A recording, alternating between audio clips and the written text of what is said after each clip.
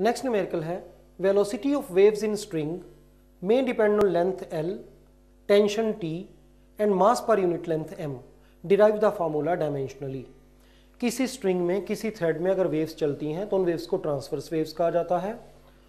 उन वेव्स की velocity string की लेंथ पर डिपेंड कर सकती है, स्ट्रिंग में कितनी टेंशन है उस पर डिपेंड करती है, इसके अलावा स्ट्रिंग का मास पर यूनिट लेंथ कितना है इस पर डिपेंड करती है। हमें फाइंड करना है वेलोसिटी का फार्मूला। हमें ऐसा लगता है कि वेलोसिटी लेंथ पर, टेंशन पर और मास पर यूनिट लेंथ पर डिपेंड करती है।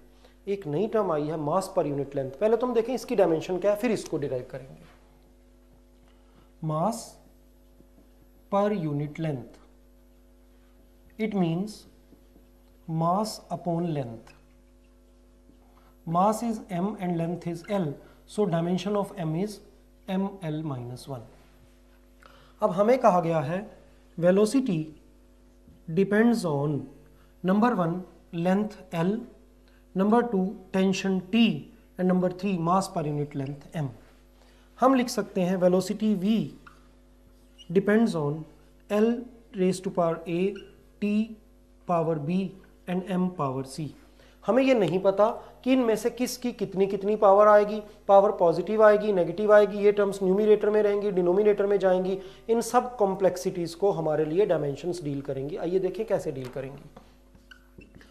This is sine of proportionality. जब भी इसको हटाया जाता है एक कांस्टेंट लगाते हैं। वी विल राइट के constant LATBMC। Now will put dimensions, putting dimensions on both the sides.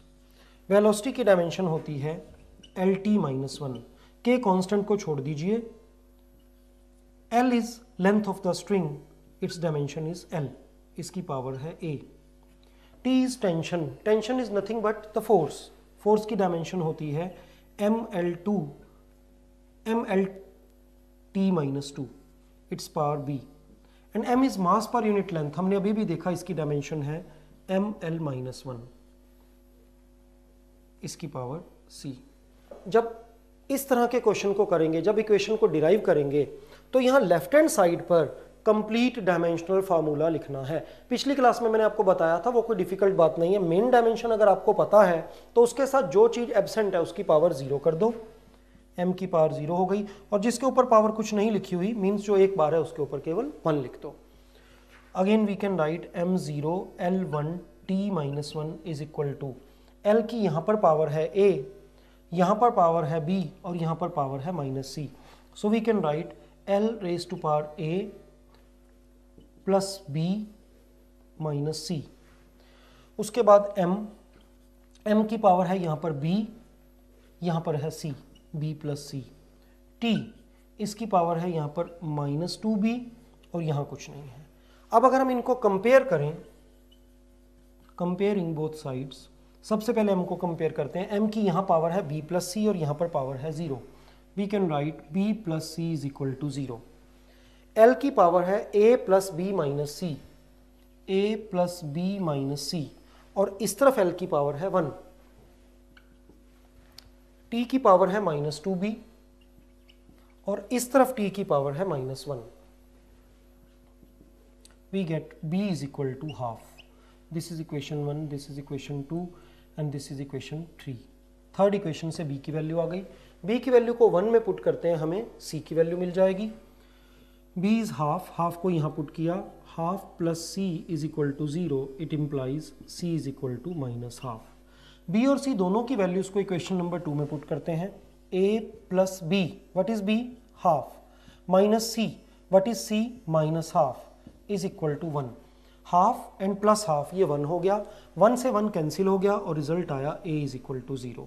हमारा एम था a, b और c तीनों को फाइंड करना। इन तीनों को फाइंड करने के बाद ये सेकंड लाइन में यहाँ पर हम इनकी वैल्यू को पुट करेंगे।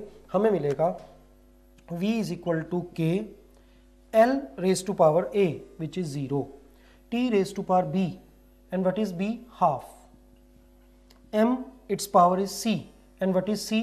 c is -half. L की पावर 0 मीन्स L तो डिसअपियर हो जाएगा। एक बात हमें यह भी पता लगी कि हम शुरू में सोच रहे थे कि वेलोसिटी लेंथ ऑफ स्ट्रिंग पर डिपेंड करेगी, बट डायमेंशंस ने हमें बताया कि ऐसा नहीं होगा। जब किसी स्ट्रिंग में से, किसी थ्रेड में से वेव्स पास होंगी तो स्ट्रिंग की लेंथ पर वेलोसिटी बिल्कुल डिपेंड नहीं करेगी। बाकी क्या बचा, ये और ये दो टर्म्स, m की पावर -½ है, इसे डिनोमिनेटर में ले जाकर हाफ कर दें, t हाफ m हाफ, और हाफ पावर का मतलब होता है under root. We can write v is equal to k under root of t by m। हम लिखेंगे the value of k is found experimentally. और अगर जैसे हम पूरी 11th की फिजिक्स को जब स्टडी कर लेंगे, मान लीजिए वहां पर हमारे पास फॉर्मूला आ जाता है v is equal to under root t by m, तब हम आज के दिन को याद करेंगे कि हमने तो अपने फॉर्मूले में यहाँ आगे k लिखा था। तो जब पूरी फिजिक्स हम 11th की पढ़ लेंगे, उसके बाद सपोज करो यही क्वेश्चन हम दोबारा करते हैं, तब हम एंड में लिखेंगे by experiments the value of k comes out to be 1। But आज की डेट में जब हमने अभी पढ़ना स्टार्ट ही किया है 11th की फिजिक्स को, हम यहां पर लिखेंगे एंड में the value of k is found experimentally. The next numerical is if velocity, force and time are taken as the fundamental units, what would be the dimension of work? हम ये जानते हैं कि वर्क की dimension होती है mL2T-2 और work में मास, लेंथ और टाइम तीनों आते हैं। बट सपोज करो हम ये माने कि मास, लेंथ और टाइम फंडामेंटल यूनिट्स नहीं है, वर्क को हम इनकी टर्म में एक्सप्रेस नहीं करना चाहते, इसकी जगह पर हम फंडामेंटल यूनिट्स बनाते हैं वेलोसिटी को, फोर्स को और टाइम को। तो उस केस में वर्क को कैसे लिखा जाएगा? वेलोसिटी, फोर्स एंड टाइम की टर्म्स में इनकी पावर्स क्या क्या आएंगी? यहाँ पर तो मास की पावर 1 है, लेंथ की पावर 2 है और टी की पावर -2 है, बट इन टर्म्स में क्या होगा? Work W depends on velocity V, force F and time T and their powers will be A, B, C as usual.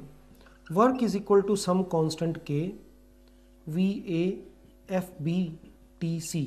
Next term था पुटिंग डायमेंशंस। वर्क की dimension mL2T-2 और यहाँ पर complete dimensional formula लिखना होता है क्योंकि हमें कंपेयर करना है, तो m के ऊपर 1 लगा दें, k को छोड़ें, v velocity LT-1 power a, force mL2T-2 इसकी power b and t time इस t की पावर c, mLT-2, m1L2T-2। सबसे पहले m लिखना बेटर रहेगा, कंपैरिजन में गलती नहीं लगेगी। m की यहाँ पर पावर है b और कहीं नहीं है, m raise to power b। l यहाँ पर है पावर a, यहाँ पर है power b, a plus b। t यहाँ पावर है -a, यहाँ पर है -2b और यहाँ पर है c। Now comparing the two terms, m की पावर है ओनली b और इस तरफ m की पावर है 1। फिर l की पावर है a प्लस b और इधर है l की पावर 2। t की पावर है -a-2b plus c, -a-2b plus c और इधर t की पावर है -2। We have 3 equations and we have 3 unknowns. यहाँ से b की वैल्यू को 2 में पुट करें, a plus b which is 1 is equal to 2, it gives us a is equal to 1। अब a और b दोनों की वैल्यू को यहाँ पुट करें थर्ड में, -a is 1, -2b b is 1 plus c is equal to -2, -1 and -2 is -3, -3 उधर जाकर 3 बन जाएगा, 3 और -2 1 हो गया, तो c भी कितना आ गया 1। a, b और c तीनों की वैल्यू फाइंड करने के बाद हम इस लाइन में इसको इस लाइन में k वाली लाइन में पुट कर देते हैं। Work is equal to k, v raise to power a is 1, f its power is b is also 1 and then t time its power is c is also 1, so work is equal to k v f t। इस तरीके से हमने देखा अगर हम fundamental system of unit को change कर दें, MLT ना लेकर उनकी जगह कोई और क्वांटिटीज को फंडामेंटल यूनिट्स मान लें, तो भी बाकी क्वांटिटीज को उनकी टर्म्स में डायमेंशंस की हेल्प से एक्सप्रेस किया जा सकता है। आइए इसी तरह के 1-2 न्यूमेरिकल्स और करते हैं। Energy of A particle depends on its mass and velocity.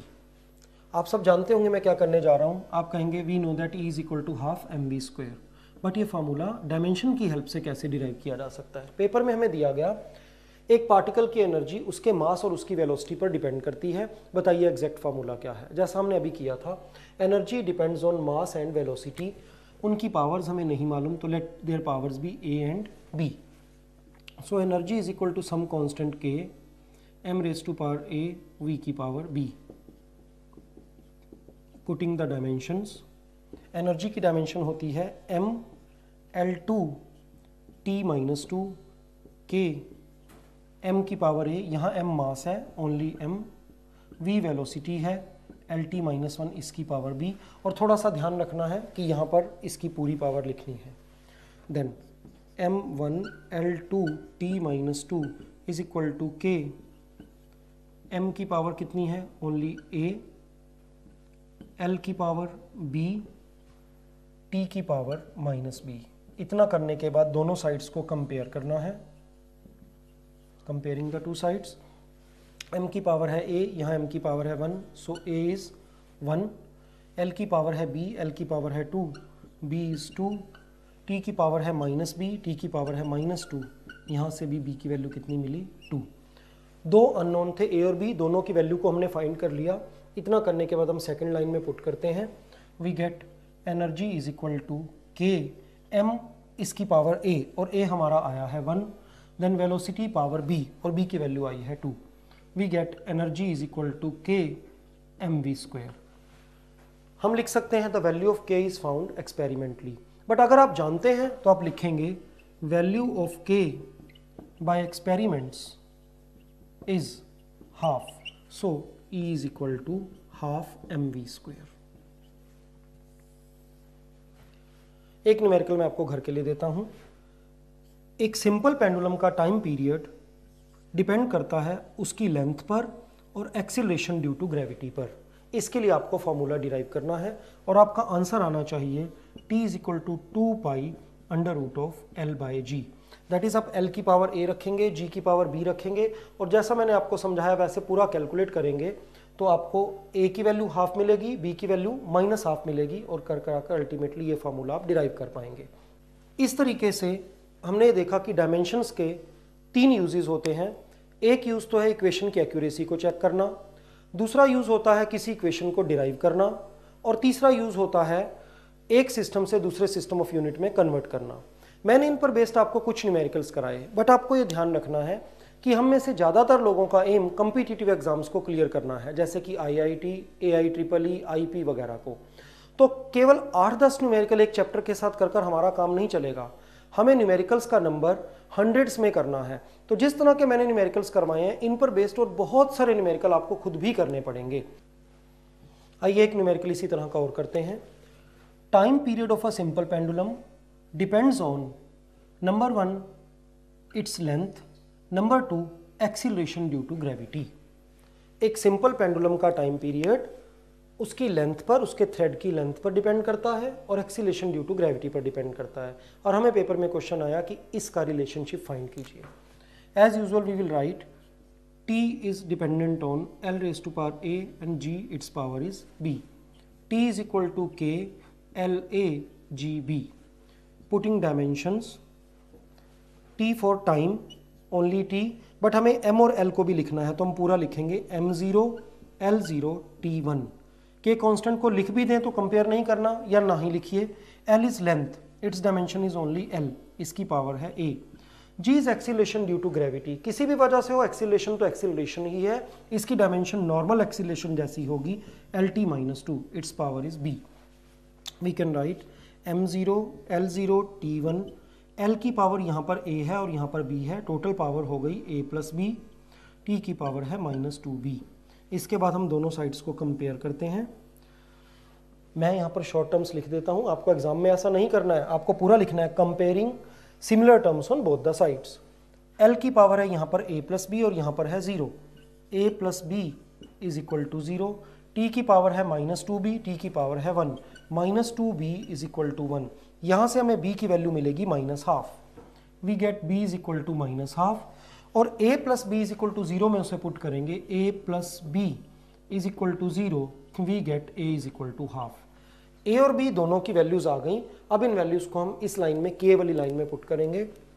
t is equal to k, l की पावर है a, it is half, g की पावर है b और b आया है माइनस हाफ। इस माइनस हाफ को डिनोमिनेटर में ले जाएंगे, we get g half, it is k root of l and root of g, combined root में लिखा जा सकता है t is equal to k under root of l by g. So we get t is equal to k under root of L by g where k is a constant and its value is found by experiments. अगर आप आगे चलेंगे तो आप एक formula derive करेंगे t is equal to 2 pi under root of L by g. तब आपको याद आएगा अरे ये तो हमने डायमेंशंस में भी किया था और कंपेयर करने पर हमें पता लग जाएगा k की वैल्यू कितनी होती है 2 pi. तो हम यूं कह सकते हैं कि जब फाइनल एग्जाम में अगर यही न्यूमेरिकल हम करते हैं तो हम लिखेंगे by experiments the value of k is 2 pi. Hence the final formula is t is equal to 2 pi under root of L by g. तो हमने देखा कि डायमेंशंस के 3 यूजेस होते हैं, इक्वेशन की एक्यूरेसी को चेक करना, इक्वेशन को डिराइव करना और सिस्टम ऑफ यूनिट एक से दूसरे में किसी वैल्यू को कन्वर्ट करना. हमने इन तीनों के कुछ न्यूमेरिकल्स आज किए. डायमेंशनल एनालिसिस के हमने देखा 3 यूजेस होते हैं. एक तो किसी इक्वेशन की एक्यूरेसी को चेक करना जो हमने लास्ट क्लास में किया था. दूसरा एक इक्वेशन को डिराइव करना, हमें पता हो एक फिजिकल क्वांटिटी कुछ और फिजिकल क्वांटिटीज पर डिपेंड कर रही है तो उनके बीच में फाइनल रिलेशनशिप क्या है उसे फाइंड करना. और तीसरा यूज है एक क्वांटिटी की वैल्यू को एक सिस्टम ऑफ यूनिट से दूसरे सिस्टम ऑफ यूनिट में कन्वर्ट करना. इसके भी हमने कुछ न्यूमेरिकल किए.